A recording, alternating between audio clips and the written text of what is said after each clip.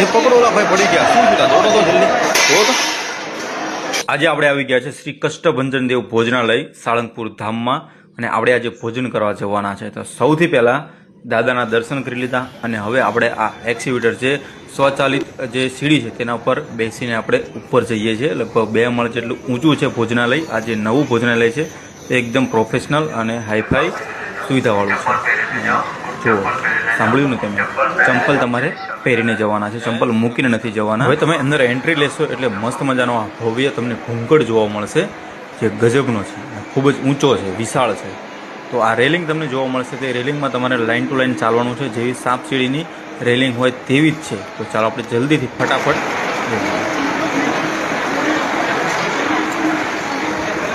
જુઓ. સાપ સીડી જેવી રેલિંગ પૂરી થયા બાદ તમારે એક વાટકી લઈ લેવાની છે અને એક થાળી લઈ લેવાની છે.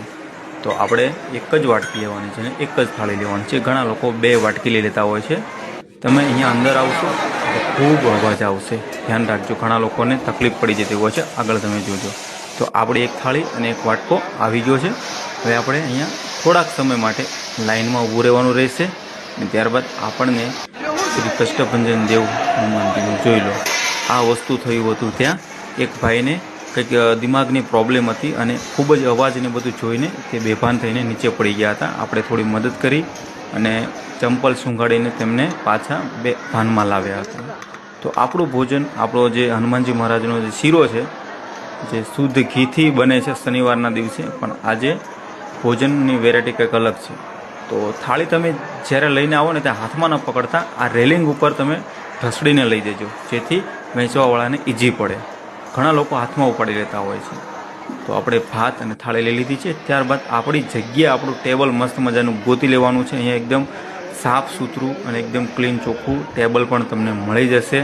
અને સુવિધા એટલી કે તમે પંખોની હવાની પણ જરૂર પડશે તો તમને એ પણ મળી જશે. જો એકદમ વીઆઈપી. તો બાળકો જમી રહ્યા છે, આપણે પણ જમી લઈએ હવે. જય કષ્ટભંજન દેવ. તો આપણે જમી લીધું છે અને એક આ બોર્ડ જોયું. 24 કલાક ચાલતું એકમાત્ર દાદાનું ભોજનાલય ગુજરાતનું સૌથી મોટું મહાઅન્ન ક્ષેત્ર છે.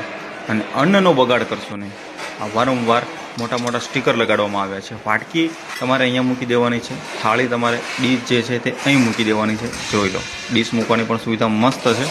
ડીશ તમારી આપોઆપ જતી રહેશે અને ધોવાઈ જશે. અંદર કારીગરો ધોઈ નાખશે.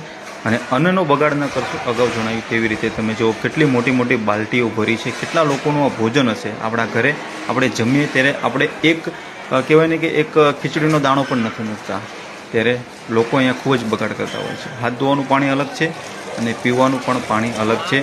કોગળા કરવા નહીં. લોકો ઘણા કોગળા કરતા હોય છે, તમે વિડીયોમાં જોતા જશો. તો હાથ ધોવાનું અને પાણી પીવાનું બંને અલગ છે. તો આ પાણી પીવાનું છે. તો આપણે અહીંયા ઠંડુ ઠંડુ મસ્ત મજાનું પાણી પણ મળી જશે. તો પી લઈએ પાણી. જુઓ, ઘણા લોકો ખાઈ પીને માવો ખાઈને અહીંયા જોતા જોતા થૂકી લેતા હોય છે.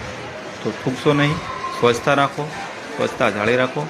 આપણે બધાના માટે સારું છે. તો જો હનુમાનજી મહારાજનું મુખ્ય મંદિર પણ અહીંયાથી જોઈ શકાય છે.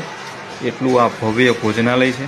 ખૂબ જ મોટું છે અને ખૂબ જ મસ્ત મજાનું છે. તો આપણે હવે જે જગ્યાએથી આવ્યા છે તે જગ્યાએ આપણે પાછા જઈએ.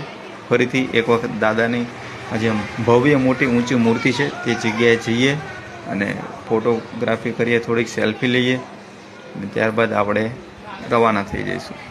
તો ફટાફટથી આપણે હવે વળી જઈએ અહીંયાથી પાછા. તો આપણે આવી ગયા છે ભોજનાલયથી બહાર અને દાદાના દર્શન તમે સૌ લોકો કરી લો. દાદાની ધજા લહેરાઈ રહી છે. દાદાનું મંદિર અત્યારે બંધ છે, દરવાજા બંધ છે. દર્શન અત્યારે કરી નથી શકાતા. મૂર્તિના દર્શન નથી કરી શકાતા. પહેલાં કરી શકાતા હતા પણ હવે નથી કરી શકાતા. વિડીયો શેર કરજો ગમ્યો હોય તો અને કમેન્ટ કરજો. જય હનુમાનજી.